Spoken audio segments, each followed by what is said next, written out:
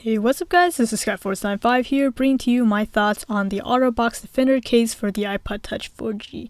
Now these do come in a variety of colors, but the one I have here is slate black. The case is marketed to be extremely durable and shock resistant when you drop it. It does come in three parts. The back portion has an inner lining to prevent any scratching of your iPod, which is of course very scratchable as it is shiny metal.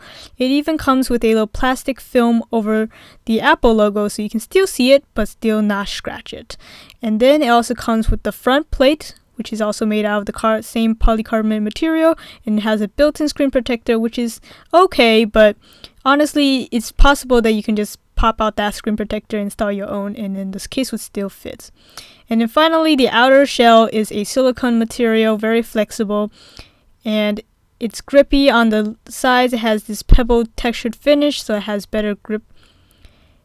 And that's pretty much it. The bottom used to have a flap to cover the ports, however it has since then broken off, and I don't really mind too much since the flap really got in the way most of the time.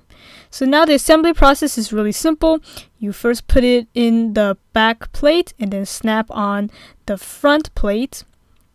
Make sure that all sides are clicked in place, and then you can easily insert it into the silicone case, which at this point I have extensively used and is very loose at this point, so it doesn't perfectly fit, but before it did.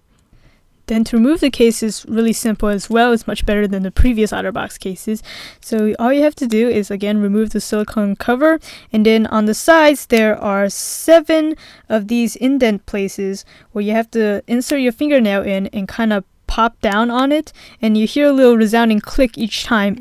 Then after loosening all 7, you should be good to go. Now just giving you a quick tour around the case. Most of it is covered, as I mentioned before. So all the ports are covered, all the buttons are covered. The buttons are very easily accessible as well. And as I unfortunately had mentioned before, the bottom flap did come off, but I actually prefer it coming off. After all, it's not a waterproof case anyway, so it just really got in the way most of the time. Home button is really easily accessible. All the volume rockers work perfectly fine. The power button also works perfectly fine as well. Now for my final thoughts on this product, I think OtterBox did a pretty good job, especially remedying their earlier models, which the silicone cases were not easy to remove, and it does do a pretty good job protecting the case. I do like that it covers pretty much everything, and it is very shock resistant. I have dropped this a countless amount of times. I'll have to say that the main downside to this case is how thick it is. It is maybe more than twice as thick as a regular iPod in a regular silicone or polyurethane case that I have right here. So it definitely adds a significant amount of bulk to your device. But if you're one of those who tend to drop their devices more frequently, I would definitely think this is a good case for you. At a retail price at around $35, I think it's pretty reasonable. You have to look around to see better pricing, but at that price, I think it's a reasonable deal.